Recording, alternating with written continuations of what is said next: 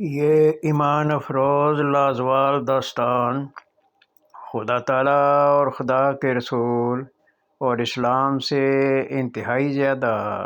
گہری محبت میں ڈوبے ہوئے عظیم الشان صحابی یہ رسول حضرت کعب بن مالک رضی اللہ تعالیٰ عنہ کی ہے، اور یہ ایسی داستان ہے جو رہتی دنیا تک لوگوں کے ایمان میں اضافہ کا باعث بنتی رہے گی۔ تو آئیے اب چلتے ہیں اس ایمان افروز سچی داستان کی طرف۔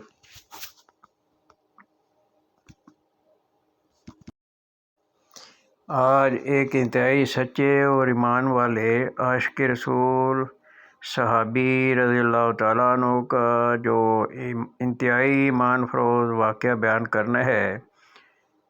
اور اس کو آخر تک سن کے ہی آپ کو ایمان کی لذت اور مزہ آئے گا۔ اور یہ واقعہ آن رسول صلی اللہ علیہ وسلم کے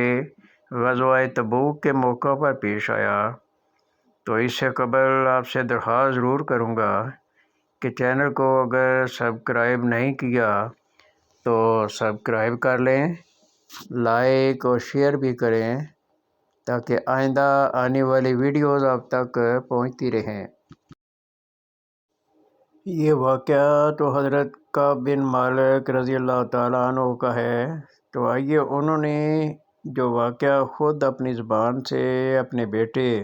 حضرت عبداللہ بن کعب کو سنایا، اب اس کو شروع کرتے ہیں۔ حضرت عبداللہ بن کعب رضی اللہ تعالیٰ عنہ اپنے باپ حضرت کعب بن مالک کا ذکر کرتے ہوئے بیان کرتے ہیں کہ میں نے اپنے باپ سے وہ واقعہ سنا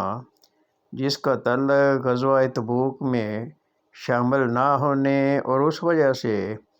مقاطعہ یعنی بائیکاٹ کی سزا پانے سے تھا، اور انہوں نے بیان کیا کہ میں کسی غزوہ میں حضرت صلی اللہ علیہ وسلم کے ساتھ جانے میں پیچھے نہیں رہا تھا، صرف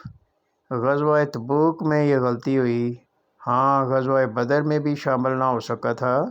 لیکن اس موقع پر آپ صلی اللہ علیہ وسلم نے کسی پیچھے رہنے والے پر ناراضگی کا اظہار نہیں فرمایا تھا۔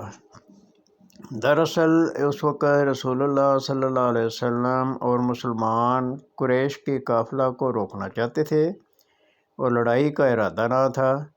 اس لیے بہت سے لوگوں نے آپ صلی اللہ علیہ وسلم کے ساتھ جانے کی ضرورت محسوس نہ کی، اور نہ ہی حضور صلی اللہ علیہ وسلم نے اس کے لیے کوئی خاص تحریک فرمائی تھی۔ تاہم اللہ تعالیٰ نے مسلمانوں اور ان کے دشمن یعنی قریش کی اتفاقیہ بغیر کسی الٹیمیٹم یا سابقہ ارادہ کے مٹبیر کرا دی، لیکن میں لیلۃ العقبہ کی بیعت میں شامل تھا، جبکہ ہم نے اسلام قبول کیا تھا اور اس میں حضرت صلی اللہ علیہ وسلم کی مدد کا معاہدہ طے پایا تھا، اور مجھے اس موقع پر حاضری اتنی پسندیدہ اور محبوب تھی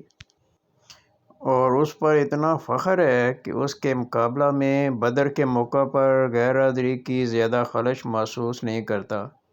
اگرچہ بدر کا چرچا لوگوں میں بیعت عقبہ کے واقعہ سے زیادہ ہے،